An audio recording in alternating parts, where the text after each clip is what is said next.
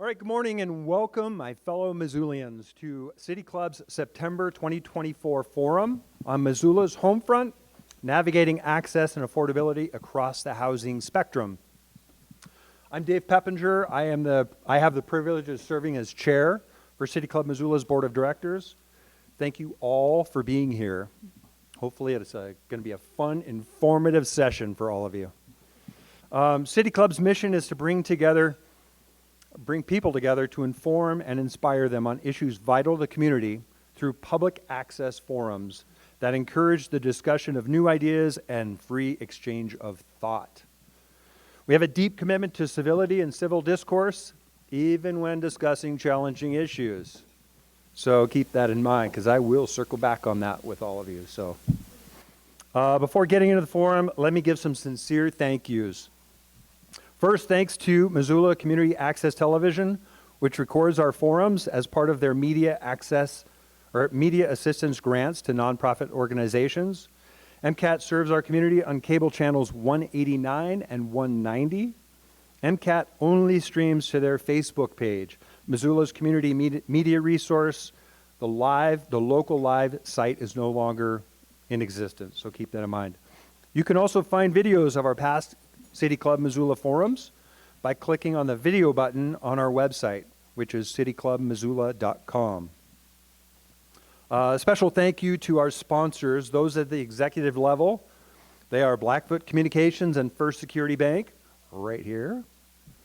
Our executive level sponsors are key partners in helping to expand audience access and public awareness of upcoming forums. We're grateful to our sponsors, all of them, and we invite you to join. And of course, thanks to our board of directors and our administrator, Jenny Rohrbach. Where's Jenny? She's out front. So anyways, thank you to all of you. Without all of the board and Jenny, this would be really difficult to put on. So today, our moderator for today's panel is Kaya Peterson, the executive director of NeighborWorks Montana. She will introduce our panelists and go through all that good info. Thank you. Thank you, Dave. Good afternoon, everyone. It's great to see you all here.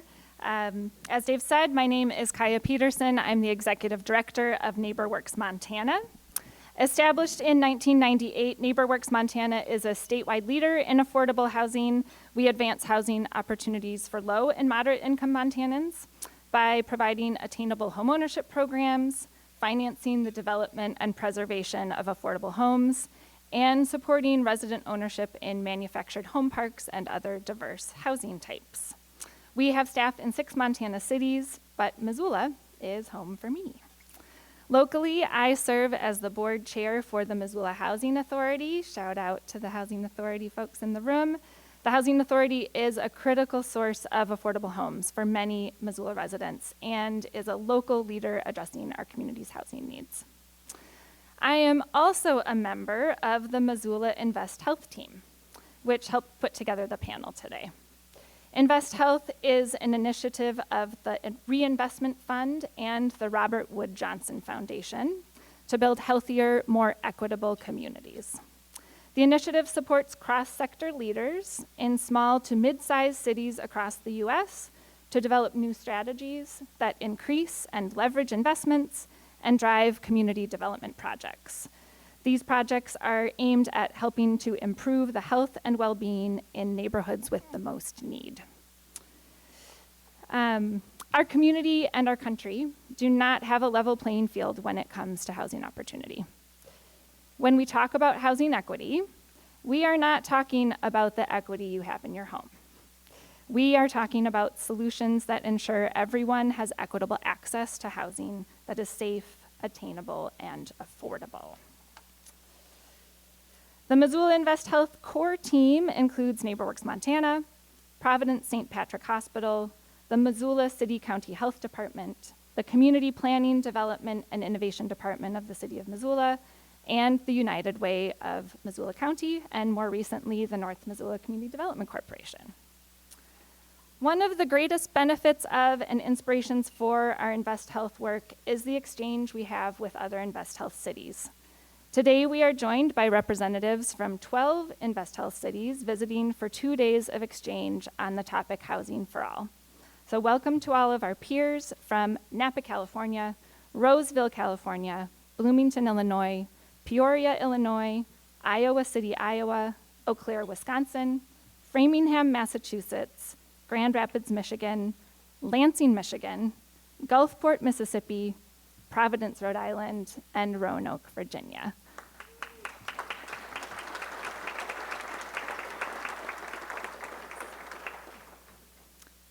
It is quite a group of incredibly skilled and passionate individuals, and I'm really excited for you all to get to have table talk together.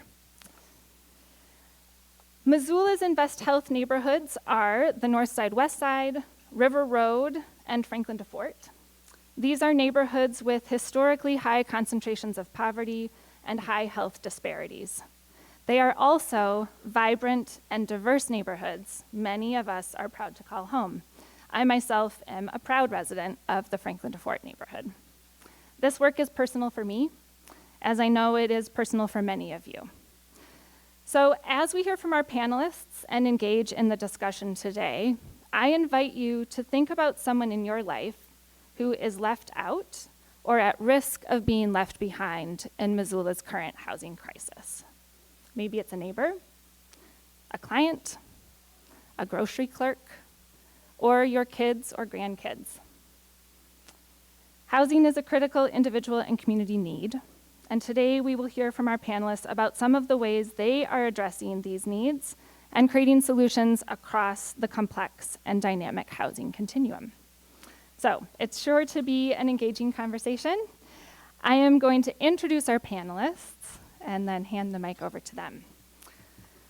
Brent Walborg is the board president of the Missoula Organization of Realtors and an agent and team lead for Windermere Real Estate. Brent is a lifelong Missoulian. His parents still live in the house he grew up in.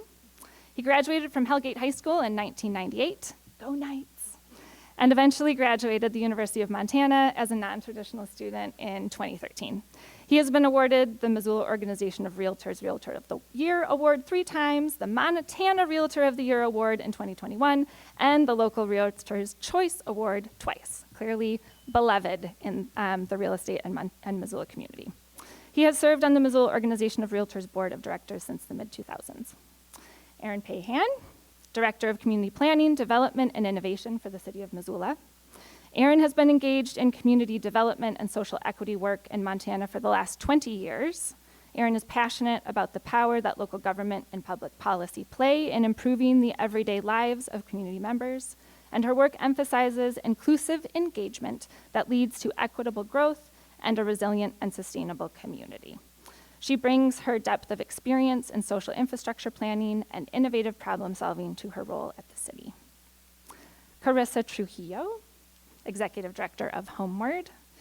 Carissa joined the Homeward team in 2016 and served as the Operations and Program Director and then Deputy Director before being chosen as Executive Director earlier this year. Carissa is passionate about advancing Homeward's mission to strengthen Montana communities and the critical roles Homeward plays in addressing the continuum of needs people have around home stability, including financial empowerment and rent-restricted homes. Carissa has a master's in public administration and a master's in education from the University of Montana, and she is on the boards of the Montana Financial Education Council and NeighborWorks Montana. We're so glad to have her. Brittany Palmer, Executive Director of North Missoula Community Development Corporation. Brittany joined NMCDC in 2020 and leads the organization in building community power, thriving neighborhoods, and affordable homes. Brittany received an MS in Environmental Studies from the University of Montana, where she researched and wrote about settler colonialism at the National Bison Range.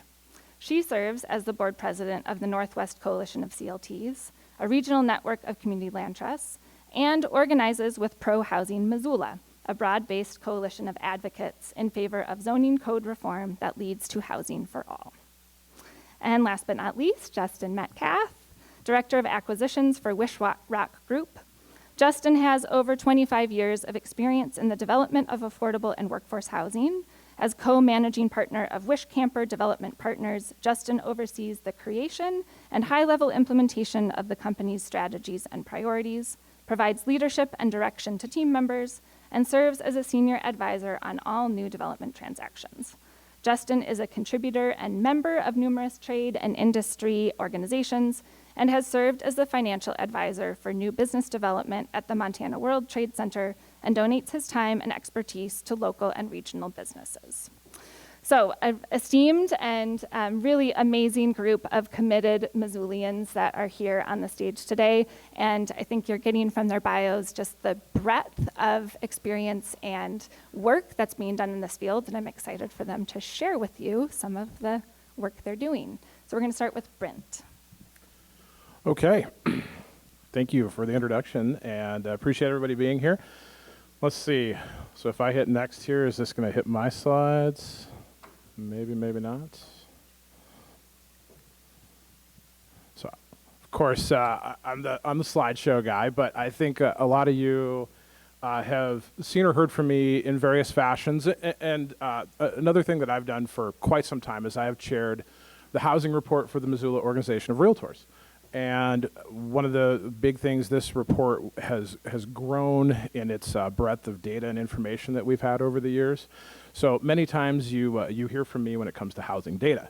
My friends say to me, I saw you on the news, and I always say, I hope it was a good reason why. And 95% of the time, some loud laughs over there, 95% of the time it was. So just don't ask about the Missoula City fireworks incident of mine.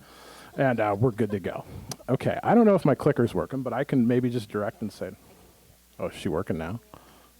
No. We gotta do. I think, oh, okay, let's try that. Maybe. Hey, there we go. Okay, I got my slides in front of me as well, too, so I'm not just like, texting friends, checking texts, trying to write offers or something. Okay, so all of this data, I'm going to direct you real quickly. You can find all of this data and quite a bit more on MissoulaRealEstate.com. This is all lifted directly out of our MOR Five Valleys Housing Report. So I'm just going to share a couple quick things here so you kind of get an overview of the market, mostly from the sales home ownership side. And so what we've got here is basically a couple charts that breaks down the growth in median sales price in Missoula. Those are the top bar line, or the line chart up there, and then the bar chart is your volume, your sales volume. So what's going on? Prices have continued to go up. Even in the face of high interest rates over the last couple of years, the median sales price in Missoula has generally stayed flat. I checked it again this morning. We're still holding firm at $560,000 for the median sales price of all housing. And if you break it apart further, it's $605,000 for a single-family detached residence. Sales volume continues to go down. Now, why is the one all the way down on the floor all the way to the right? Well, it's as of August, so you're comparing 8 months to 12 months of data. But you can kind of see that downward trend. We peaked in 2021 in terms of sales volume and have continued to slow down since. This next slide that we got here, this is our Housing Affordability Index. This is a nationwide index that's used quite a bit. You've heard us talk about this in the housing report before. What this does is this provides basically a score. A 100 score means your median priced house in your market meets the affordability threshold, and so it's like perfectly affordable. What you see there, the top line, the dark line, is the U.S. HAI index, and the green and pink lines are Missoula. The difference between the two is the green represents a buyer with a 20% down payment, and the pink represents a buyer with a 5% down payment. You can see we've had a continual downward slide and a big sharp drop. We had a little bump up last year. Why? Median wages in Missoula, as reported for single-family household income, went up quite a bit. That was the only factor. Interest rates stayed high, median sales prices stayed high, property taxes went up. So it was really just the income side of things, and as we track this and update this quarterly, so we're keeping track of this moving forward. So what we did was we took this score, And we plotted it on this map, and this is a panned out look. So this isn't just Missoula. You kind of recognize you've got kind of the broader Missoula greater influence region when it comes to housing. This first slide is 2017. So every green dot is a house that's sold that is over that 100 score of affordability, and every pink dot, under. So green is affordable, pink is unaffordable, basically. So look at this, 2017, 2018, or 2019, 2021, if she goes, did it go? I'm hitting next here. What are we on there? I can't see it. Is that 21? And do we have 23? Okay, notice the difference, right? And I don't know, we're working, it's moving slow, so yeah, I don't want to like click around too much. But basically, what you notice is that sea of basically pink dots pretty much almost entirely takes over in terms of houses that have sold at a rate over that affordability index. Supply is still an issue in Missoula. You've heard me talk about supply before. What this does, this chart looks all the way back to when the bubble burst. That's the big spike there, the Great Recession, where we had a whole bunch of houses for sale and no one to buy them. And that little kind of teal line in the middle is your normal market range. And when you're in that normal range, usually prices appreciate at a regular steady pace. And when you drop below it is when prices tend to skyrocket quite a bit.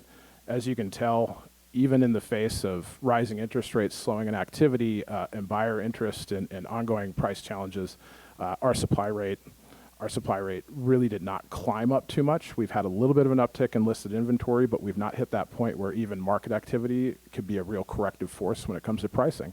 So a lot of people say, why are prices still going up or holding firm? A lot of it is in relation to the supply.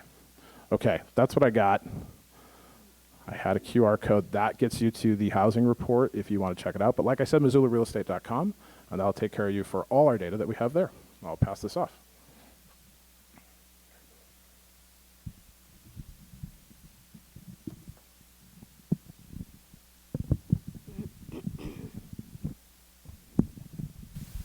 Good afternoon. My name is Erin Pahan, and I'm the Director of Community Development, Planning and Innovation with the City of Missoula, and we do a host of work, but put real shortly, we promote equitable development in a resilient community through policies and programs and through regulation around development for the built environment. Specific to housing, the City of Missoula addresses housing in a few distinct ways. The first is through our regulatory code, and the second is through our programs and investments. And so I'll talk briefly about those two areas. Several years ago, the city embarked on a comprehensive rewrite of our land use policy and our regulatory code around private development called the Our Missoula Growth Policy and Code Reform Project. So Our Missoula is a really extensive project that will work with the community to update our vision, which is the policy, and the tools that we have to implement that vision, which is our code. Our Missoula is one of Mayor Davis's key strategic priorities for the city of Missoula, and thankfully we are nearing the end of what has been, I think, a really long comprehensive project that worked midway to incorporate a lot of changes that were happening at the statewide level as well. So I'll just give you a brief reminder or introduction for those of you who haven't been following the project to where we're at within that process. So it's a 6-phase process. The first phase was really focused on research and building awareness within the community. That included a large community kickoff, which was attended by around 300 Missoulians, and also really looked at digging in deep with our codes and policies across the city of Missoula that touch on private development. From there, we moved into phase 2, which was focused on defining the problem. So we had a couple of key things that we did in that phase. One was the development of an equity and land use report, which identifies how our regulations are leading to inequity in development, both historically and today. And for folks who haven't had an opportunity to look at that report, I would encourage you to do so. It's, I think, one of the first really visible work products that starts to memorialize and operationalize our commitment to equity within the city. We also worked on a comprehensive code audit. So we have dozens of development codes across the city of Missoula that regulate private development. And we looked at all of those, looking for areas of conflict, inconsistencies, and a lack of clarity. The next phase was scenarios for the future, and that really asked the question of what does change look like in Missoula? What we heard from Missoulians is that we are ready to see meaningful change that moves us closer to our housing goals, and an understanding that is going to require trade-offs and a willingness to make those trade-offs. Then we moved into phase 4, which is the phase that we're currently in, and that's really focused on updating our land use plan and our future land use map. So this is the step where we confirm our vision as a city of Missoula. How do we want our community to grow? What values are important to us in that process? This also represents a shift away from a more broad or global growth policy approach and into a more targeted land use plan, which is in alignment with the Montana Planning and Land Use Act, which was recently passed by the legislature. From there, we'll move into phase 5, which is all about getting in the nitty-gritty of writing this new code. Now that we've got our vision and our policy set, we need to really meld dozens of codes across the city of Missoula into one unified development code or development ordinance. And this will be the place that anyone who wants to develop something privately in the city of Missoula goes, and is a clear, consistent, graphically rich way to demonstrate our code as the tool to achieve the values set out in the growth policy. And then we move towards adoption with all of those through our governing bodies, including City Council. So we know for this project to be effective that it has to have meaningful input and involvement from a broad sector of the community, all of you in this room today. We've really been focused to date on meeting stakeholders where they're at, and this has resulted in over 100 tabling opportunities. We've reached about 2,500 residents through that process.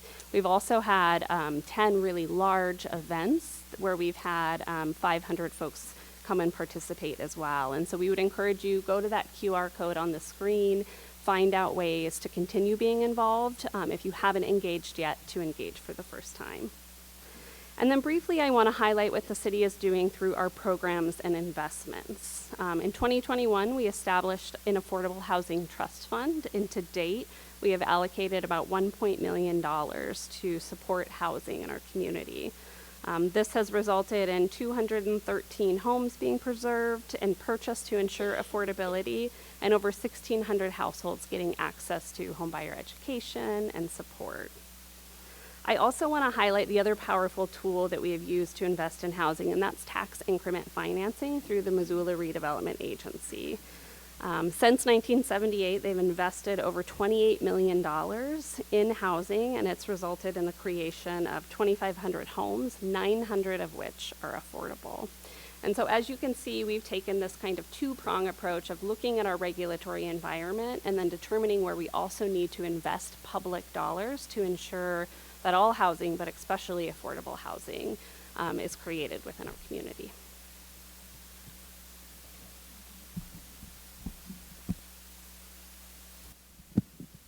Hi, everyone. Just going to wait for my presentation here real quick. I also will have it on my phone, I'm not texting.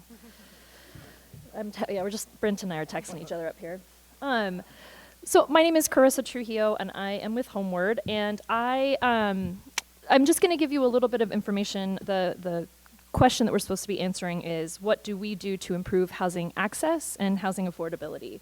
So I'll go through a little bit. Kaya mentioned our mission. We feel really strongly, sorry, I can't see anything. We're turning 30 years old this year. Y'all are invited to our party tomorrow. Come see me after if you want information about that, but we're having a celebration, 30 years of building homes that Montanans can afford. We are, we're good. Sorry, technology is hard. I pulled up the wrong PowerPoint on my phone, y'all. I'm with it. So the first thing, I'm going to talk about affordability first. How does Homeward address home affordability? And so we develop income-restricted homes across the state of Montana. And There we go. So as you can see, we have over 32 properties in 14 different communities throughout the state. And because it's our 30th, we've been doing some research, and it's really interesting. 10 years ago, we only had a little over 400 units of affordable apartments across the state, and we're over 1,600 now. So in 10 years, we've increased over 1,000 units across the state. I'll get you a little map here in a second, maybe. There we go. There's our map. Sorry, there's a delay. I'm going to make it happen. Homeward is really committed to building sustainably as well, and that's something that we believe in not only because it benefits the planet, but it also obviously building energy efficient homes reduce the cost for those that need it most, those Montanans who are making less than the area median income that live in our apartments. Couple of examples of the properties that we have. So Solstice and Equinox is the location of Homeward's offices. Those are there at the intersection of Broadway and Russell. If you haven't been to this building at all, and for those of you who've been around Missoula a while, that used to be a bowling alley, Liberty Lanes. And when we deconstructed Liberty Lanes, we were actually able to reuse a lot of the materials. So like the conference room has bowling lanes as the wall. We were able to deconstruct the foundation of Liberty Lanes and then reformat it for our foundation. So lots of really incredible reuse and the sustainable practices there.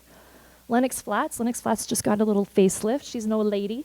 She's a historic preservation project right there adjacent to the courthouse. And I actually just found out last night, our founding executive director is in town, and she said that it was actually originally acquired by Homeward to be a place where folks could go for medical respite because there was such adjacency to the hospital, folks could walk. So folks with limited incomes had a place to go nearby. Orchard Gardens is there kind of off of the Reserve Street Bridge, and this was an incredible partnership with Garden City Harvest, and so there's actually a garden on site. That's one of our properties where the solar panels are really visible, and we actually just got a new solar inverter through a partnership with Climate Smart Missoula for that property.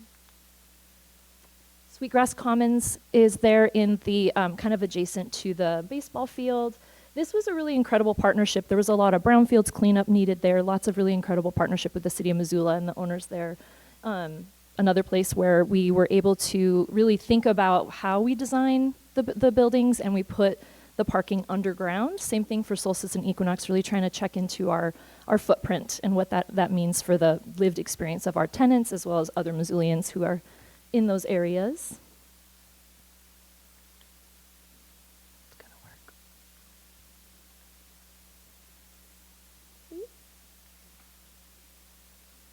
I think the next one's Trinity, so it's a really good one.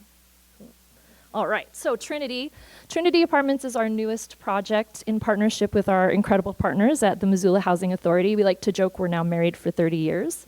This is 202 homes on 2 different sites in Missoula, Burn Street, or the West Side Place, which is over by Burn Street. Really incredible partnership with the West Side neighborhood over there. And then we have Maple Street Flats and Blue Heron Place. They're off of Mullen and Broadway. Blue Heron Place is the first permanent supportive housing in Missoula that has full wraparound services. So there's 30 apartments there for folks who were previously experiencing chronic houselessness. Really incredible opportunities there for folks to get a roof over their head and really figure out what their next step is for figuring out all their challenges. So, and then the Watershed Navigation Center is opening today. It's very exciting, a long time in the making. The Watershed Navigation Center is offering services like case management, medical care. There's going to be some prison and jail reentry support, behavioral health support, substance use support, lots of different opportunities for folks exiting incarceration, exiting houselessness, and then just general community members who want to access homes. So we had a really incredible story come to us from one of our residents in the Trinity Project, and I am a crier and cannot read the entire quote, but you all have part of the quote there. This resident went on to say, "Trinity Apartments has allowed me to feel like a human being again, find my dignity and sleep at night. Thank you for giving my family a place to call home. It is so much more than a building, it's truly where our heart is." And that woman was exiting a domestic violence situation, and we were able to give her a home. She's had an incredible experience with the Missoula Housing Authority staff and the care that they provide there.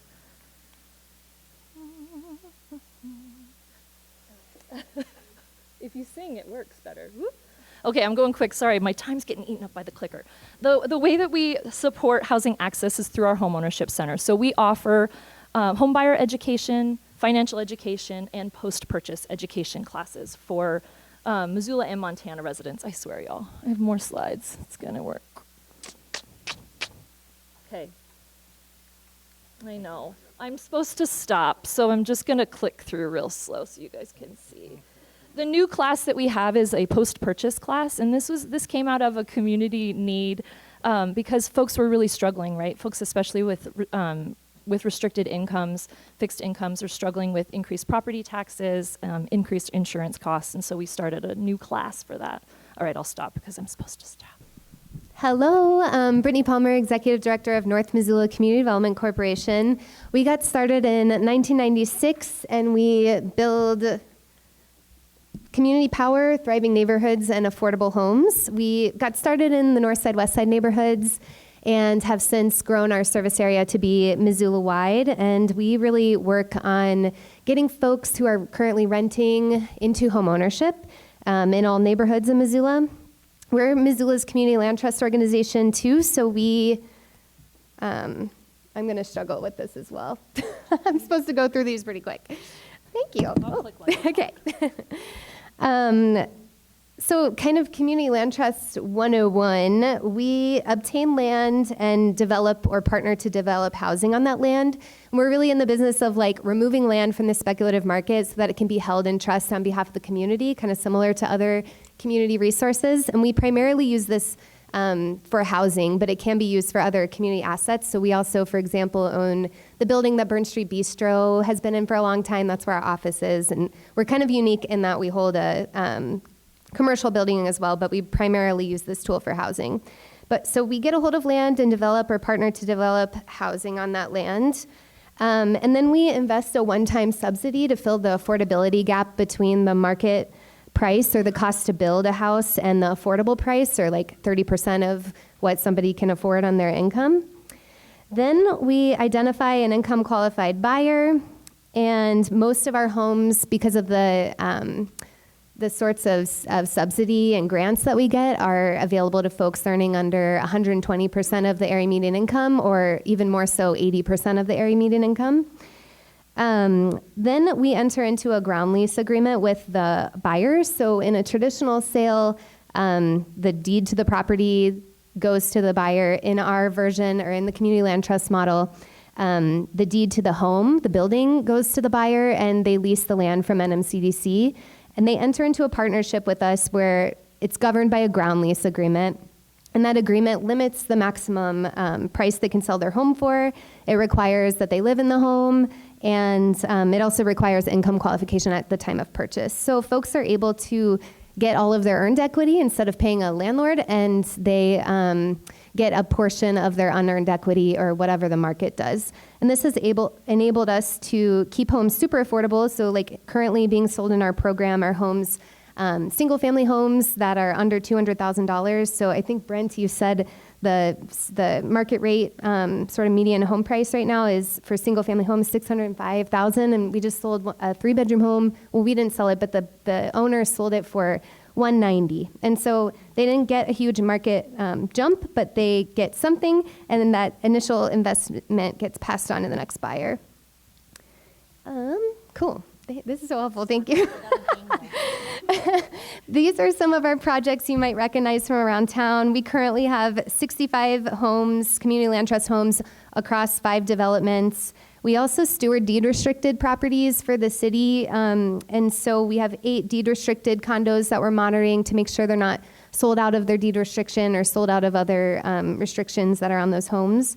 And then we have 22 co-op homes. So this is like a preservation strategy we're using for naturally occurring affordable housing, where we transition them to housing co-ops on community land trust land.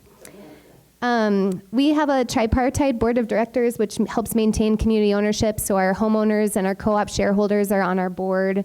And we also do what we call stewardship. So we're like the developer that never leaves. We maintain relationships with the homeowners, and we steward the buildings and the community investment by making sure it's never lost through something like foreclosure.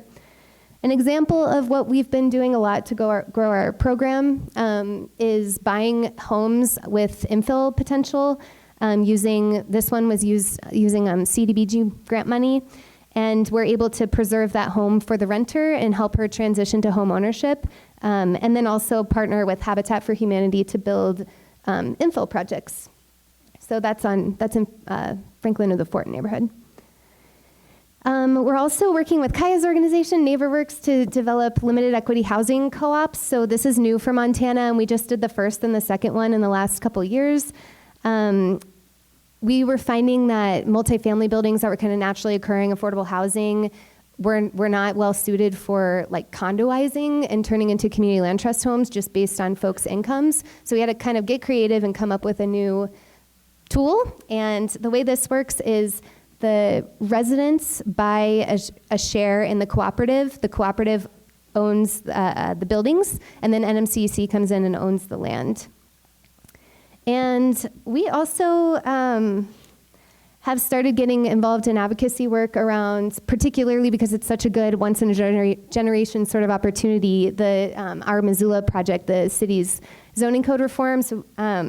We've been getting involved with that, and I guess want to acknowledge that like we have missing middle housing, and our organization really believes that we shouldn't have to serve folks earning up to 200 and 220% of the area median income. We hope that the market can do some of that, and so we know that like some of this housing is missing because there's restrictive zoning that incentivizes development of large single-family homes on large lots rather than providing a lot of choice for buyers and potential buyers.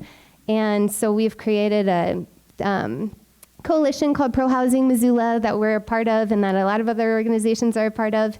And we have been leading walking tours in the parks so that folks can get excited about zoning. And so, yeah, kind of trying to expand what the market can provide in terms of housing choice for folks as well. And if you're interested in getting involved in Pro Housing Missoula, you can come find me. Thank you. Thank you. All right, I'm going to go fast and make up all the time. My name's Justin Metcalf, and I moved to Missoula for college in 1994. And after graduating, I started an affordable and workforce housing development company with a business partner. And 30 years later, I'm still here. We're still here. The community's changed a lot, and it's fun to be, and I'm honored to be a part of this housing challenge conversation we're having today. For most of my career, I focused on the preservation and creation of government-subsidized affordable housing, rental housing, and mostly outside Montana. And while I have had a long career in that space, today I'm here representing more of our recent work, which is in the field of for-sale workforce housing.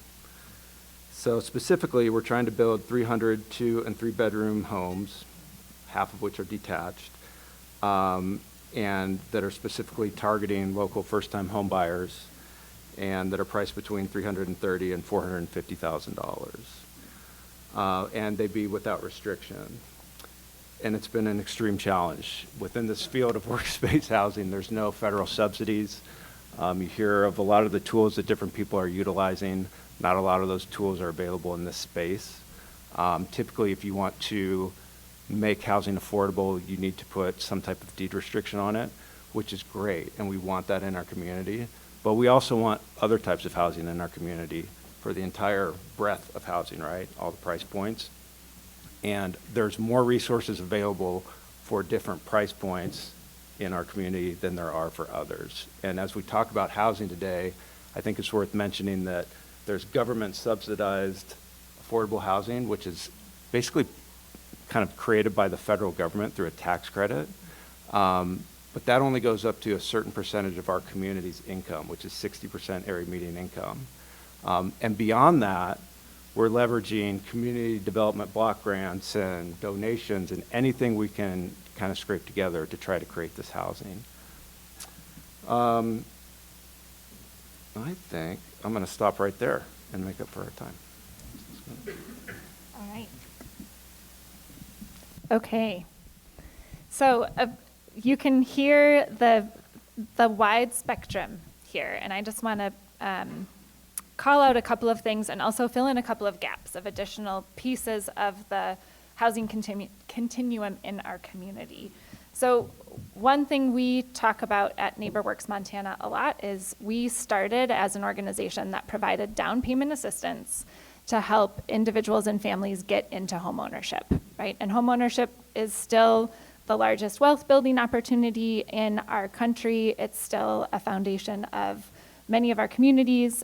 We still hold that in high regard as a goal many of us have. When we started doing this work 25 years ago, we could provide a $1,500 down payment loan or grant, and a family living at or below 80% of the area median income could become homeowners. Today, the gap we have to fill is close to 100,000 or more in a community like Missoula. So you see how the amount of resources required to serve people today are much larger than what was required 25 years ago. And in addition, not only do we need that to fill that gap for people living at 80% AMI, we're now filling that gap for that missing middle and that workforce for people making incomes up to 125 or 150% of the area median income. So I want to highlight that for you just as one piece of this puzzle. I mean, you saw it in Brent's slides, right? The way that the prices and the gaps are changing. You've heard it in everyone's comments today. The gaps are getting bigger, not smaller, and we all know that and we feel that, but that's why we wanted this diverse panel. We want to showcase the whole spectrum from what does it take to help to provide stable, affordable rental properties and places in our community, what does it take to provide homeownership pathways and opportunities, and what is the private market really able to serve and do in the current environment. And we need all of these tools. There's, I think for a lot of folks who don't work in housing every day, it can be very overwhelming. The crisis can feel so big. The challenges can feel insurmountable, but I think part of what I'm really inspired by and what keeps me coming to work and doing this work every day is that there are really incredible, creative, dedicated people across this entire spectrum trying to lift up this whole community and make sure that really we have a place that's truly creating housing for all. A couple additional resources and approaches in the community that I think it's important context for everyone to have as we head into table conversations. Carissa mentioned the Trinity Project and the incredible partnership between Homeward and the Missoula Housing Authority. The Housing Authority owns and manages over 1,178 housing units across the city, which means that they're the largest landlord in the city of Missoula. And they're providing rents between $948 for a studio to up to about $1,600 for a 4-bedroom. And I don't know if Brent knows the rental rates off the top of his head, but I can tell you these are lower than market, yes. And that's really serving folks at lower income levels and helping to get people stabilized and into affordable homes. The Housing Authority also has vouchers. So some of you may be familiar with this is a long-standing program funded through federal resources where an individual at a certain income level can take that voucher and pay 30% of their rent towards their housing. It's been a really great program that allows people to choose their housing and live across the city. It's been really difficult in the increasing rent environment to find units where those vouchers can be used. So that's a challenge we have, and I think is just another place where we know we need more homes, we need to expand the supply, and we need all of these resources to be going as, to be leveraged as far as they can to meet the current needs. And then I think it's also important to note a number of panelists talked about, it's about housing, it's about units, it's about homes, it's about having places for people to have a roof over their head, but it's also about the services and the support that go behind that, right? So we heard about permanent supportive housing at Trinity, supportive services that buoy people looking for housing, like housing, education, and counseling, The community engagement and advocacy work that NMCDC does is another great example of that. We always talk about how, it used to be that we would just build homes and say, okay, great, you're on your own. Good luck. Find a job, get education. Good luck. We hope your family thrives. We did our part. That's still the case. We are experts in housing, but we know that it takes a really robust community of people supporting each other and having that housing connected to community services, connected to all these other resources that it takes for folks to thrive. And in that vein, the Housing Authority has vouchers that are really specifically targeted at populations and people in our community who need a little bit more of a leg up and support. So for example, special vouchers for people with disabilities or people who have been homeless or at risk of homelessness. One other program I want to highlight is NeighborWorks Montana. In addition to the cooperative housing work we've done with NMCDC, we have a long history of preserving manufactured home parks through resident-owned cooperatives and a resident-owned community program. So in Missoula, we have 3 of these communities. They're trailer parks, manufactured home parks, where the residents have come together, purchased their land, and own and operate that housing. I think that's a really powerful program to highlight, mainly because another thing I think you heard from all the panelists is diverse housing types, diverse housing choice, diverse housing opportunities is really a cornerstone to what it's going to take for our community to continue to grow and thrive and be a welcoming and diverse place that we all know and love. So let's see, how much time do we have before we turn this over? Okay, I think that's it. So hopefully that helps put a little bit, it's a lot to get thrown at you, a lot of amazing organizations and businesses and community partners doing incredible work. I know you all have your own experiences with housing and housing affordability, and we look forward to continuing the discussion. All right, now we get into the fun part. Okay, so there are some new faces we see here. There's some veteran faces we see here. We'll take about 10 minutes here to do what's called table talk. Table talk is kind of the gist of why we're here. Each table, you can see we've got a lot of tables. There's a lot of people with questions. So keep in mind, we need to make sure that those questions are kind of poignant, to the point.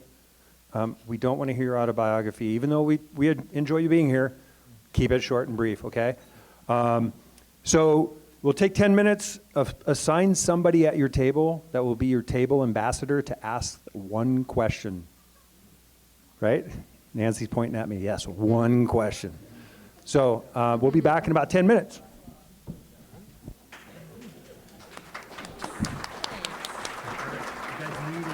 No? Okay.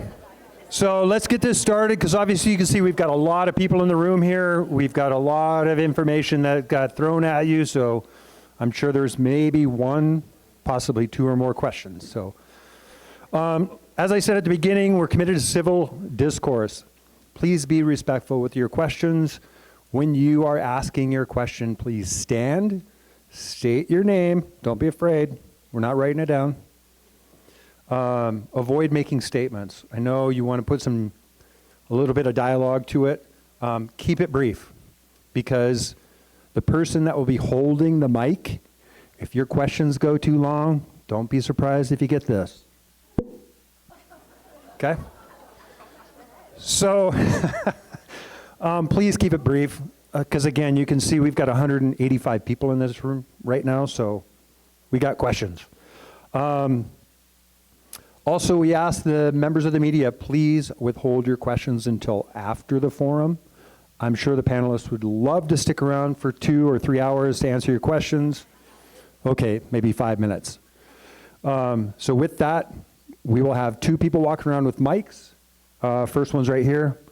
The person standing to my left right now will have the other one. They will hold the mic, so please don't grab for it. They will make sure to put it up to your mouth, so thank you.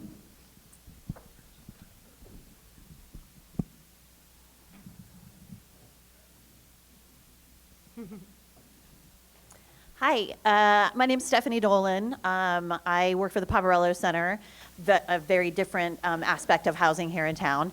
And I just first want to thank all the panelists. It was so fascinating, so interesting hearing all the different spectrum of housing that's available. But our question is this limited equity model is so interesting, and I know it's really new in Missoula. And our question is this seen as, for homeowners a kind of a jumping off point to get to a place where they are getting to a place where they can buy a traditional home and kind of create more equity? What does it mean as like a wealth building model for homeownership, I guess is my question. Can we talk about that? Thank you for the question. So we used to say that, so we've had these homes in our program since 2002, so it's not super new. They've been around for a while, but it's different given the economic reality of the market right now. And we used to say that these kind of homes were a stepping stone to market rate home ownership, but it's just not the case anymore. Like I told you earlier, one of our sellers just sold a single family home for $190,000. And she's moving out of town. So, to get from selling a home for $190,000 to $605,000, the jump is insane. And so that's why NMCUC has really dove into advocating for more housing supply, because we really know that we need the market to take care of some of that stuff. But often the folks who are now selling their homes are either moving in with a partner or leaving town or came into some inheritance, things like that. We'd like to see them be able to leave if they would like to. It's all about choice. Yeah, I was just going to add to that. I think it is still about wealth building. It's not necessarily going to be everything you need to move into traditional single-family home ownership if everything else in your situation stays static. But I think that's so key, the choice and the opportunity and having some resources more than what you would have in a rental environment. And they don't have to pay a landlord, they're paying themselves.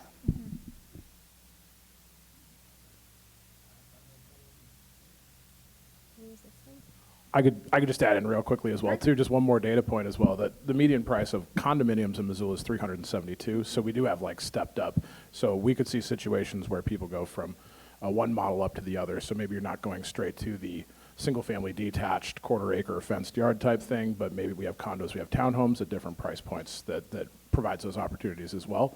But those need to stay available. And then I see a lot of lender partners here in the room as well. Financing for condos can be tricky.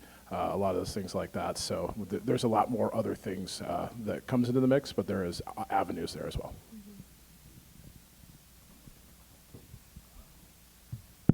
Here. Hi, my name is Jacinda Morjo. I'm with United Way, and I'm also a candidate for Montana Senate. My table was wondering, where can the money come from? Same.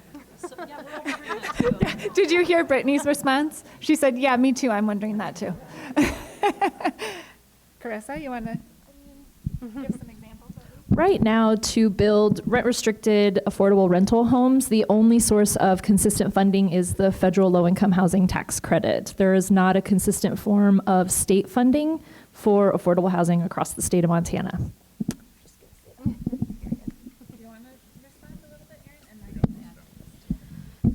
Yeah, from a municipal level, we are really limited in terms of the type of funds that we have as well.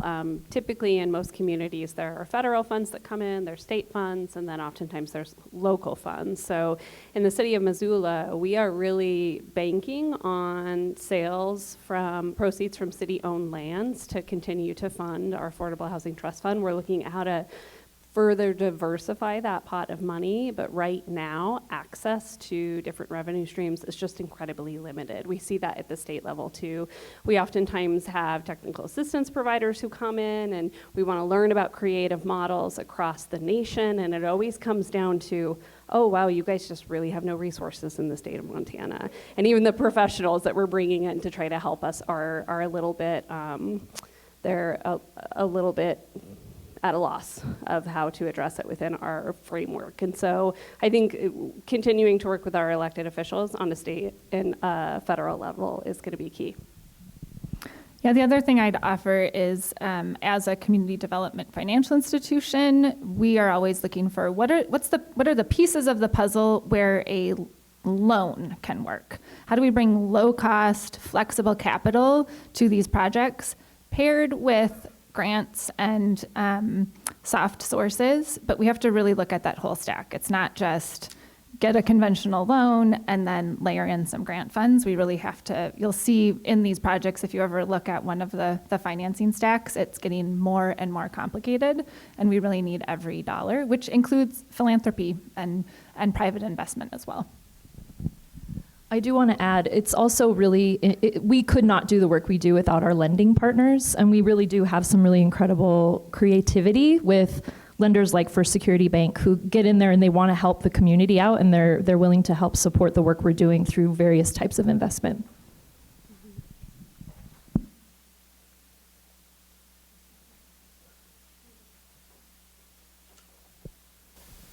Hi, Nancy Picard. I'm with Partners Hope Foundation.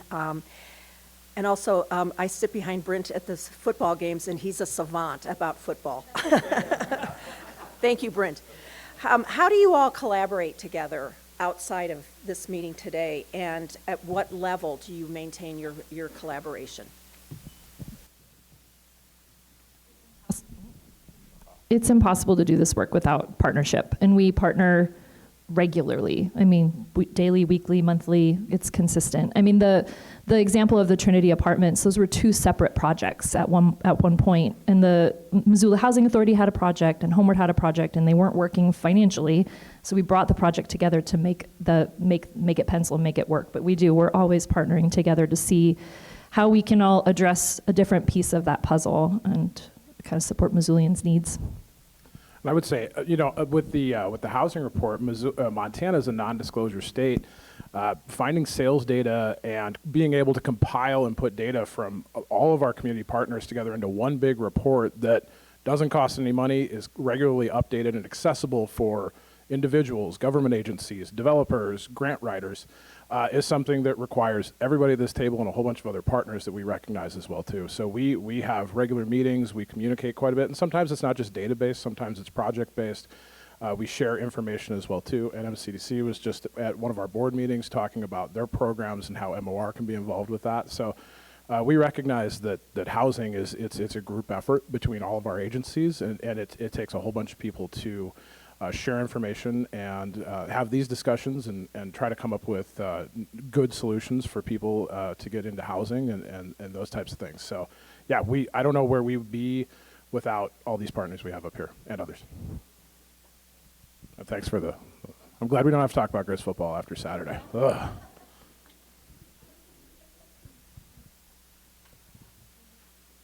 Hi, my name is Carla Abrams, and our table's concerns were what are solutions for our aging population, aging in place, for an aging demographic, people who are aging, an increase in single-person housing, what are options for downsizing to keep our communities vibrant and to make sure that that part of the population can be part of the solution. So what are the recommendations?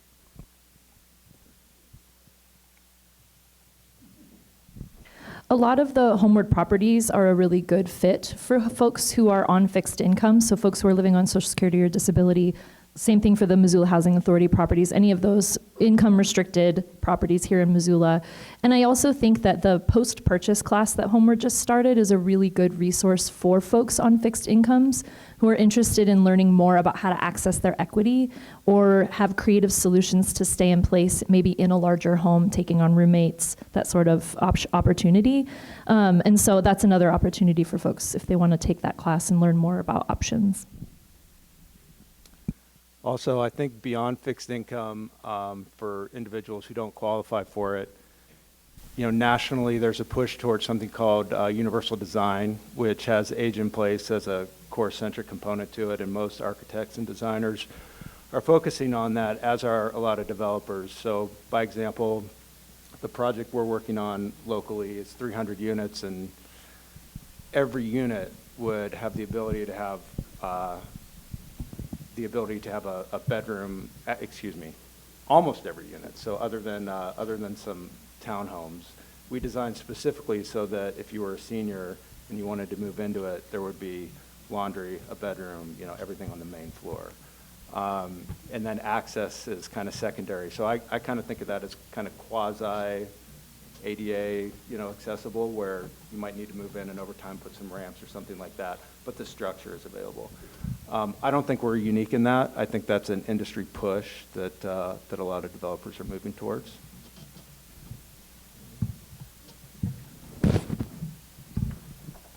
Hi, my name is Megan. Our table was talking about basically, we applaud everything that you guys are doing. And one of the questions is about taxes, because right now taxes keep increasing and people are getting taxed out of their homes, but they don't meet your income requirements. So what are you doing to bridge the gap between where you are with helping people right now and the increase in taxes where people are not going to be able to afford their homes any longer for a variety of reasons?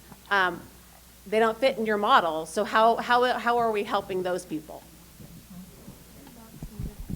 Want to take this one, or you want me to do the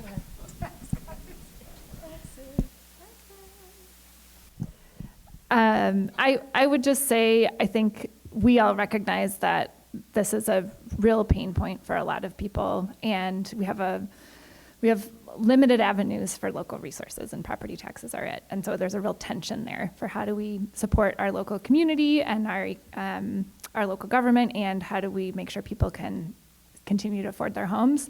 I think it will need to be a regulatory change, and we're going to see a lot of conversation about that in the 2025 legislative session.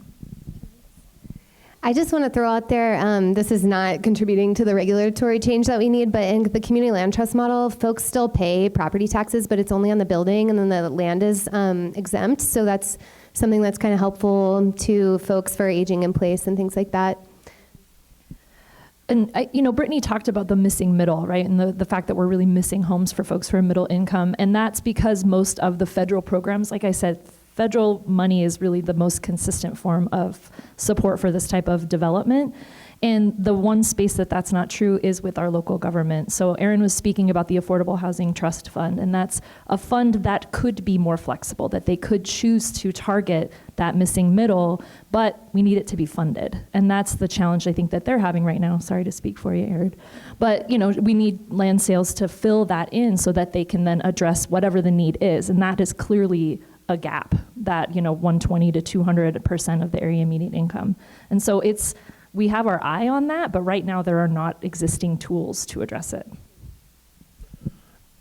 On the organized real estate side, we have plans on the legislative side. We've just conducted candidate endorsement, and we have regular communications and conversations with local and statewide officials. So we have our Missoula Organization Realtor we're more local, Missoula, and then we have the Montana Association that will be focusing on legislative issues and those type of things. Our feedback heads upstream to them as well too. So that is a conversation that's happening when we're talking to candidates right now and when we're planning for the session coming up. And we're also working on some awareness campaigns with tax funding. We actually just received a bit of some grant funds from the National Association of Realtors to help some awareness for aging homeowners that might qualify for property tax reductions or other housing affordable funds, half improvement funds, these type of things that generally unaware but available for people to use, and they can work with our partners at Homeward to help try to either lower property taxes or maybe make some property improvements so they can stay in their home without having a major expense come blindside them on a safety or livability type issue. So that's some of the things that we're working on right now.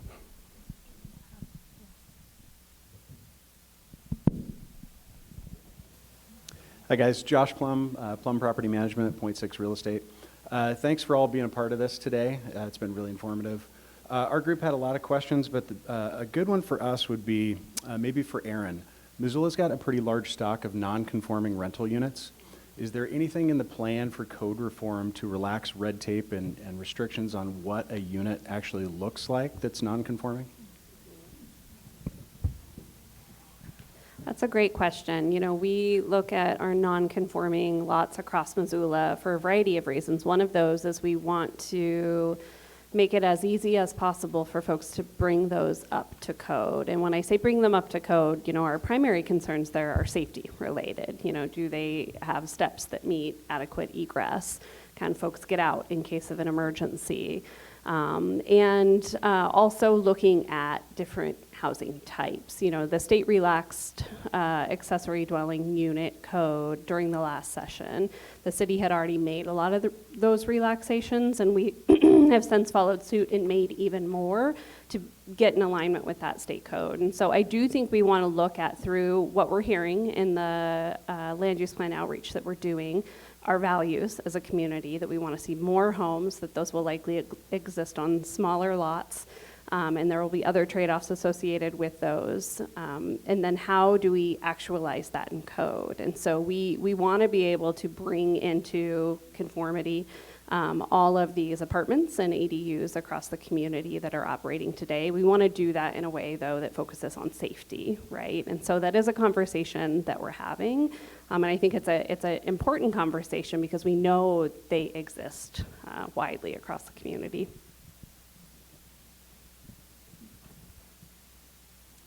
Hi, Wayne Leftwich from the city of Roanoke over here. We also have some representation from Missoula here in Peoria, Illinois. And I think in all of our communities, and I think across the country, generally people believe that housing is an issue and it's something we need to address. However, we know there's not a single silver bullet to answer that. So we need a variety of programs, funding, resources put towards it. So how do we continue to have community buy-in to all of these different programs and things that may draw from resources, that may put things in people's backyard?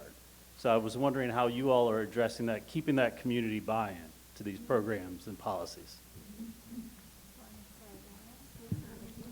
I can start and talk a little bit about how we've been approaching code reform. The Our Missoula project is really kind of a once-in-a-lifetime project. We haven't rewritten our land use code and our policy around development in such a comprehensive way for the last 50, 60 years. And we went into this project knowing that we had to engage people differently. We wanted to reach folks that have traditionally been unrepresented in these processes, either because they haven't been invited to the table or we haven't removed barriers for folks to show up and come to that table and share their voice. And so we hired an engagement specialist who is focused solely on reaching folks who don't normally or can't normally engage in this process.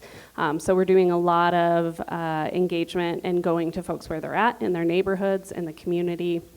And we're doing what we call kind of maintaining a two-way conversation. It's not you give us your feedback and then we'll take that and do with it what we will, but we're going to follow back up with you and then we're going to ask you more questions and keep bringing you to the table. Because ultimately, if folks' voices aren't reflected in the policy that we adopt, and if they're not still with us a year from now as we're implementing this, telling us whether or not we got it right, we will fail. And so we've been really focused on that. From a city level, we have a lot of partners in the community who are supporting that conversation from a different angle, and I think all of those angles are really essential. Advocates have a really essential role in this conversation. Local government has a really essential role. Experienced providers like Homeward have a really essential role, and so I think keeping us all really active in the conversation is important.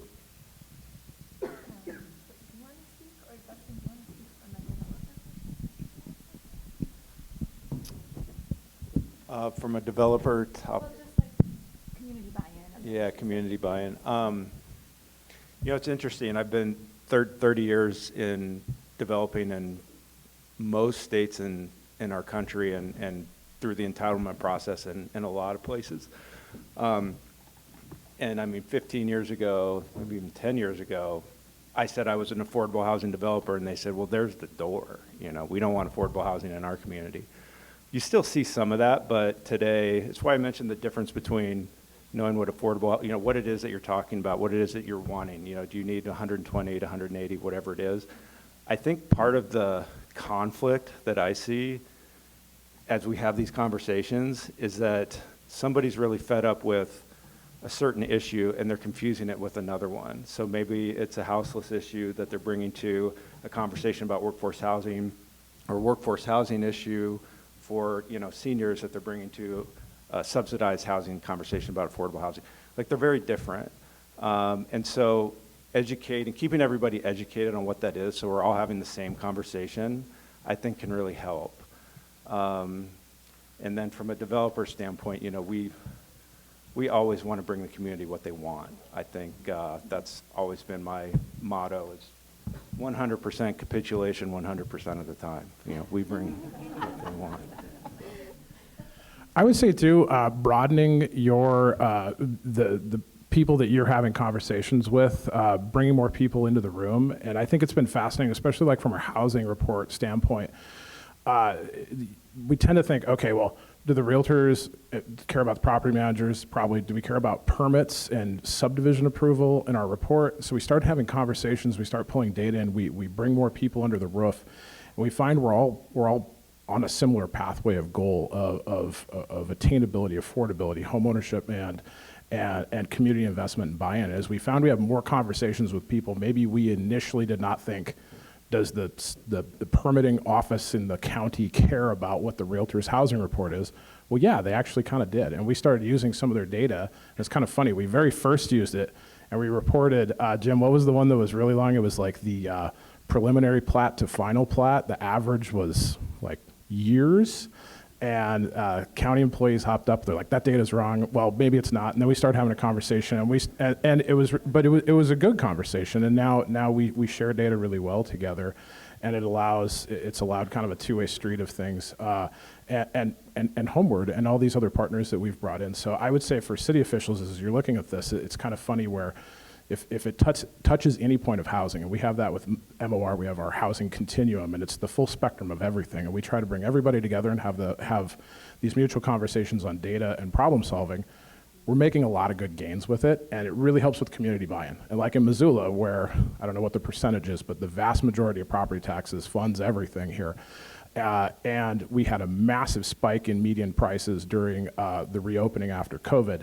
Believe me, we all hold our breath when we get our tax assessment that shows up every other year, because our appraised values are going way up on a tax basis. And so everyone in our community is very dialed in when it comes to this. So to be able to have a lot of people at the table, to have a wide conversation on it, has really helped us here in this community. So I know we're taking a lot of time with this, but I think it's a great question, and a lot of people have something to add. So Brittany.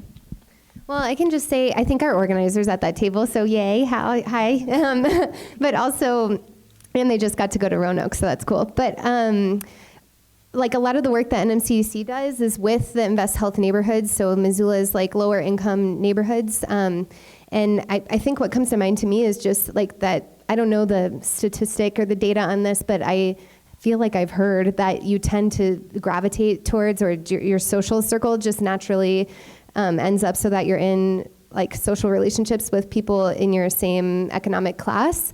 And so what comes to mind to me is like our work facilitating neighbors getting to know one another and ensuring that that neighborhoods are very diverse, and that like the kinds of people that can live in every neighborhood in Missoula is like folks have choice and opportunity to live in whatever neighborhood they want to, whether they're a renter or living unsheltered even. Maybe I don't want to go there, or they're a single family homeowner or like a first time home buyer buying a townhome. So I don't know. I would just add, I think what we have discovered too is the way that we do this is that we have the hard conversation about what trade-offs are before us. We have unfortunately passed the period of time where you can build homes on traditional single-family lots with 2 parking spots and lots of space for landscaping and fun to park down the street and have that still be affordable. And so we have to decide as a community, what are we willing to trade? Is it smaller lots? Is it 3 or 4 homes on one lot? Is it less parking? Is it less open space? And those are the conversations that are happening right now and will be happening over the course of the next month around the adoption of our land use plan. And so we need to hear from the community, what trade-offs are you willing to make in exchange for Missoula being a place where everybody can have opportunity and a home? I'm going to close with maybe a little bit of a morbid story, but in 2021, Bryce Ward gave a presentation. Bryce Ward with the Bureau of Business and Economic Research at the time gave a presentation about housing access because we had such a boom in 2020. And he put a slide up in his PowerPoint that was a gravestone with the word Missoula across the front. And everyone in the room was kind of like, what's going on, Bryce? And he's like, we all need to take a moment and mourn the Missoula that we thought we were going to live in, because it has already changed. The change has happened to us. So we get to choose, either we're going to control that change or the change will continue to happen to us. And we're a really desirable community and folks want to live here. And so if we don't take any level of control, then the change may push people out of our community that we want here. I looked today, and there were job postings today for folks that would qualify for our housing, and one was an administrative assistant at a local real estate company, a front desk person at a dentist's office, housekeeper at a local hotel. Those are the people that get priced out if we don't have some sort of plan and control over what we're doing, and that requires those tough conversations, because Missoula isn't going to just look like single-family homes anymore, and we have to have those conversations.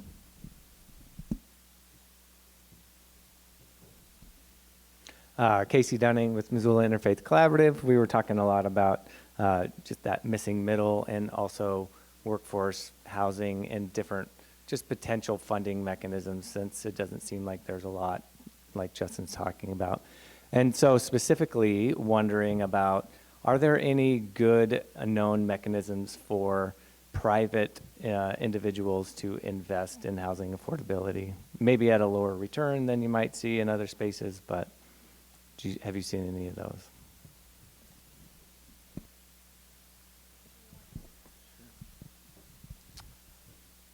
That's a tricky question, and bear in mind my insight into this is, just my own experience. I think that's coming in the next 20 years.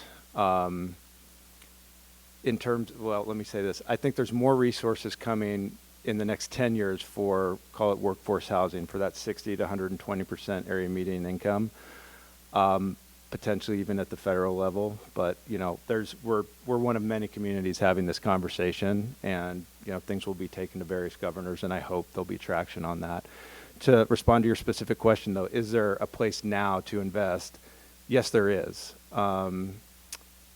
It's finding that investment, and so traditionally somebody like Homeward would be, a better place for a private investor to place their funds. They are a nonprofit. They have a proven track record. They will take those dollars and put them to good use. The private developer world that I'm a part of,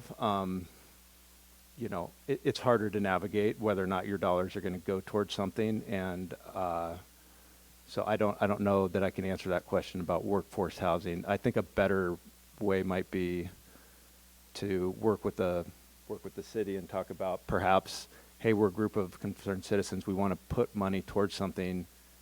Is there a fund we could partner with NeighborWorks and contribute those dollars, and instead of a X% return, we'll take something, half of that, and you'll make sure that our dollars go towards qualifying projects. I think that would be the way I would go, something like that, rather than going directly to an investor. Thanks. Yeah, and I would say NeighborWorks Montana does accept individual investment into our loan fund, and I think part of what's important about that is the real estate environment is still very risky. We've seen huge returns and huge gains over the last 5, 7, 10 years, but for folks who aren't qualified investors and don't work in this environment every day, it's still really risky. So we are we have to be very careful about how community members are investing their dollars, like Justin mentioned, through nonprofits or trusted partners. And there are mechanisms for doing that. So community development finance is one mechanism, but I agree with Justin. I think there's a lot of kind of innovation and desire in this field that we're excited to see where it leads.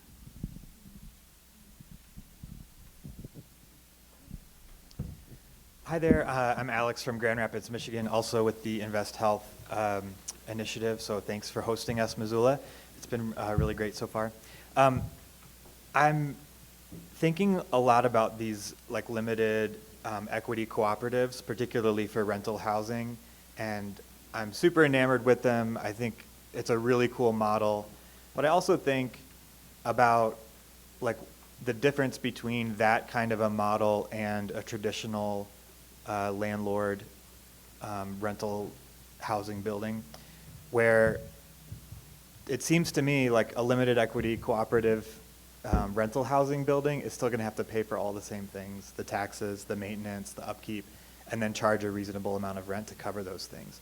The difference seems to me to be what property owners are able to charge in terms of their own profit. And so I guess I'm curious, because I don't know the political landscape very well in Montana or in Missoula, is there any discussion or appetite around more progressive measures like rent stabilization, or if not that, something like land value taxation that tries to create an environment where some of these controls are a little bit more just endemic and systemic?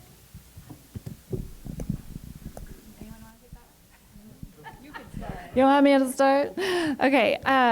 So in terms of our regulatory environment, and you all can correct me if I'm wrong, but I believe in the last legislative session, a bill was passed that said a local municipality could not institute stricter landlord policy than the state allows for. So we're very limited at a local or state level in terms of what can be required of landlords, which includes things like rent control or rent stabilization. So that's why you hear all of that conversation happening with the Housing Authority and Homeward and nonprofit partners. So that's the short answer. I don't know if anyone wants to add to that. Yeah, I would just echo that. So we, at the state level, legislatively, in our Montana code, we have a very strong landlord-tenant act that does favor the rights of landlords. And we see protections added every year, and there's a strong lobbying body around that. So it does make it challenging for us to figure out how more nationally progressive or proven models like rent stabilization could apply across the city. We try to look at, is there some blend between a mandatory regulatory model and maybe a voluntary incentive-based model that some landlords would be willing to pilot? And that's where we look to creative developers like Justin and others to help us maybe test some of these things in a voluntary application, because that kind of mandatory application is not available to us. And one thing I'll add, and this is from a data standpoint that's showing in our housing report. One thing that can help is supply. And so I talked about this on the housing side, but 53% of Missoula city limits rents. We have more renters than homeowners within our city limits. We saw a massive spike in building permits for multifamily apartment buildings, and any local here, we kind of see this, it's a little cyclical. It seems like every 8 to 10 years, a whole bunch pop up and it cools down. But what we noticed in our housing report, especially this year, as we're getting into these quarters, is suddenly vacancy rates aren't at 1 or 2% for certain units. And I'm looking at Josh, I want to make sure I got it right. But I mean, we're starting to see them climb back up into kind of your more normal market supply, because we have, I don't want to say flooded, but we've added quite a bit of supply to the market. And so what's happening is that we're seeing some stabilization. Because there's just more competition, there's more supply. It's a challenge we are still having, and we're not solving very well on the housing ownership side of things, but I mean, from just a data point, supply helps. And so in terms of city process, I would just say, we've been talking about this a lot in Montana, instead of being a NIMBY, be a YIMBY, right? Yes, in my backyard. So, and changing this landscape of the city, approval, adding supply, those type of things can be a tool that does help add competition to market, level out prices, and help there as well too. Here. Oh, David Aronofsky, retired citizen. I'd like to get to specific numbers. How many additional affordable housing units, including but not limited to income-restricted housing units, can we expect to see in Missoula within the next 12 to 18 months? Anyone want to get back to him on that? Anybody have that number? I don't believe that Homeward or the Missoula Housing Authority has any new units coming online in the next 12 to 18 months. There is a project that has been proposed by Opportunity Resources for the low-income housing tax credit round. If they are funded, they'll find out at the end of October if they're funded, then their development would likely start next summer. Apologies, I don't know the number of units that would be, but that's a piece of land that they already own that they would develop on kind of central Missoula near the international school. And I can say from a development perspective, I'm aware of one 12-unit apartment building that might be coming in with an application. They haven't yet, so it's not public information, but for a deed-restricted affordable housing for rent building. But the types of projects that we know we need are Trinities and Villagios, these large projects that bring us a lot of numbers, or 4 to 5 times smaller projects that can be kind of scattered throughout our community in an infill manner. Some of that takes code reform, and that's why we haven't seen that yet. When you only have a small handful of parcels that you can build these types of apartment buildings on, and only 2 neighborhoods across the community, which are currently kind of zoned in a way that supports that, you don't see as many as you need to see. And so we're very hopeful that regulatory change through code reform is going to speed up that pipeline, and we're going to see more and more homes coming in for permitting. Aaron, I don't know if you want to talk about this, but the city and NMCC are partnering with a developer, Rivara, to bring like homeownership units as well, and we're looking at hopefully 45 homes that are permanently affordable in addition to some market rate homes in the North Side neighborhood. And I don't know if they'll be ready in 12 to 18 months, but hopefully. And so that'll add to the permanently affordable homeownership stock as well. And one more time, I'll just throw in some supplied numbers here, but basically, if you could wave a magic wand in Missoula and have about 300 more homes priced at or under $600,000, it would level out our housing supply in terms of market rate home ownership. That would then assist, curb, or help when it comes to rapid median price gains. And we break this apart by price point. And so what we generally see is the range between 300 to 600,000 is our greatest area of need for available housing supply.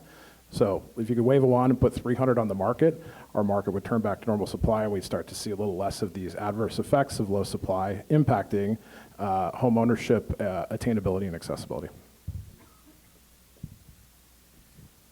Corey Kramer with First Security Bank. I think community land trusts are a great way for people to buy homes, but the way I know it, it has to be a part of it already for them to acquire the CLT. Is there a way, do you see it possible for someone to buy a home, maybe not already on the CLT, but you guys come in at that time of purchase and make it a CLT at that time? We haven't done that, but I know other community land trusts around the country are doing that, where it's like sort of a buyer-initiated program. And actually, I think Trust Montana, which is our statewide community land trust organization, got some down payment assistance funds. So like they could give the down payment assistance to the tune of like $90,000 per buyer, and then the buyer could go find a house, and then at closing, it goes into the land trust. But I think they tried to use that in Missoula, and it was not working out so well because our like $90,000 only goes so far. But they're using it elsewhere, and it would be great. Something we've heard of before, but haven't fully dove into.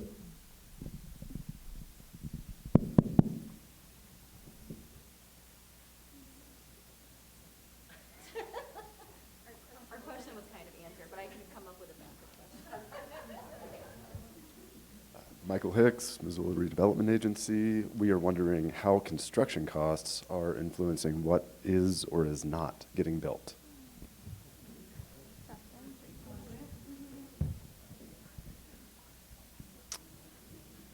So construction prices went up during COVID at unprecedented levels, and at this point, I think they heavily impacted the cost of construction, which if it was for sale product, was reflected in the end price.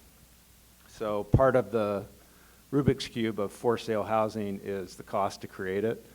And so the cost of construction went up, and within the cost of construction is labor and material. So you have both, and we had unprecedented growth in both. And then when interest rates went up to combat inflation, that kind of, we all know what happened with that. So it's kind of a double-edged sword.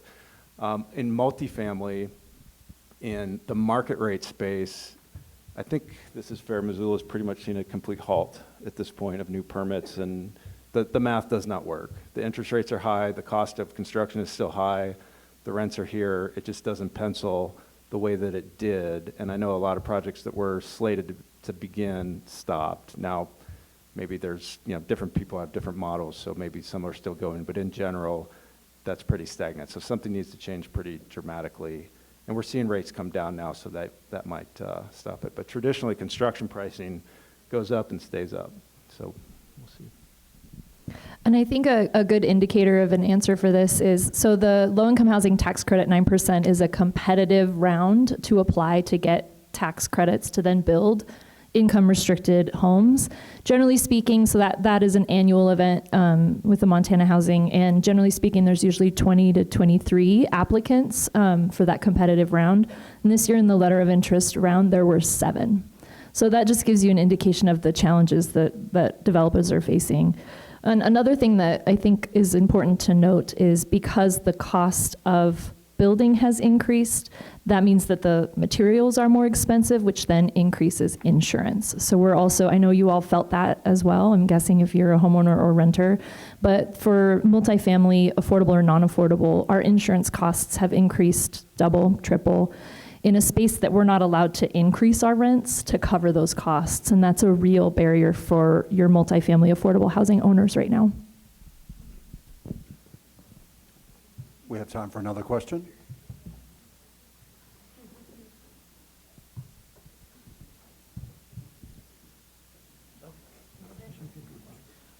Oh, okay. Sorry. Do you all have an estimated count on the housing unit shortage in Missoula? I know some municipalities have kind of or counties have just a rough number, not broken down into affordability or typology. Oh, sorry. Mark Adams with McLean County Regional Planning Commission. I'm with the Bloomington, Illinois Invest Health team. Thank you. So, Mark, I could give you something real anecdotally here. We don't have an actual number, but I think this is something that's happened that we had all seen on a national perspective, harkening back to when the real estate bubble burst. The U.S., stopped building housing at a rate to keep up with just population growth. So I have been speaking with one of our public affairs directors around the state, and I had been given a number in the Missoula area. I think we're somewhere kind of in that 2,000 to 3,000 units, and that's a mix, it's a blend, so say it's about a 50-50 blend of just to keep up with the growth that we needed. So around there, but unfortunately, we've got, supply in terms of resale activity. I can give you that all day long. But in terms of just what we need for just to house based on our growth, it's kind of somewhere in that 2,000 to 3,000 range for Missoula. I know nationally I think it's still over 1 million. Yeah, I think, and that tracks well in terms of what we generally are trying to wrap our brains around. I think one thing that we're still working to understand is what that population growth looks like. I think, just being in a new census year, we also know that our community grew at rates much higher than any population trajectory during COVID, that this became a very desirable place to escape Seattle or Denver or much larger communities and come and work remotely. So how many of those folks are staying and are now part of our community? And so we're still really trying to wrap our heads around what does our population growth look like post-COVID and during COVID in comparison to what we were seeing in the years prior to that. And then how does that impact that deficit as well? Last question here. Hello, Ryan Salisbury with WGM Group. I think it's important to highlight the city-county collaboration that is going on. Someone from Homeward can correct me if I'm wrong, but I don't believe the Trinity Project would have happened that was highlighted without county participation. But And then thank you for confirming, part of my question was the housing tax credits. I had heard it's less than 50% of them get funded, which is kind of crazy. So my question is, we're doing significant investment, time and money into the city's doing our Missoula, the county's doing the Y area infrastructure plan, and Brent alluded that there's collaboration going on with our legislators, but it feels like there should be either investment, there's always a conversation about coal tax money at the state level, but involvement at the state level, because as was stated tonight or today, this is not just a conversation Missoula's having.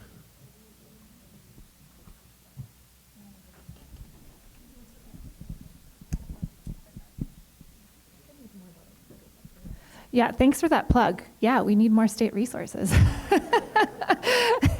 I think that's what you were saying. Yes, the gaps are big and bigger, and we need all of these different resources. And I know Dave's gonna close us out here, but I would just say, hopefully part of what you're getting from the conversation today is a call to engage. So whether you can get excited about code and zoning reform, please do. It's really, really important. We're all saying this is a once in a generation opportunity. And engage with all of your local nonprofits, engage with your neighbors. It's gonna take all of us really pushing and working hard to make the current tide not the future tide, right? And there is a coalition that works on affordable housing at the state legislature. It's called the Montana Housing Coalition. We encourage you to check that out and get engaged at the state level as well. Perfect. Put your hands together for this panelist. Thank you for all your help. Thank you to everyone for coming out. Thanks to our sponsors. Keep in mind, we will be making some changes coming soon. We will have to move out of this location coming November. We've got one more month that we're here, so just be aware of that. We will be here in October. Hopefully, if all goes well, we'll have a really good forum in October. So check back. For those of you who are not regulars, check our website, sign up, but please do it ahead of time because it does fill up. So thanks again to the panelists. Thanks again for Kaya, and thanks to everybody. Have a wonderful day.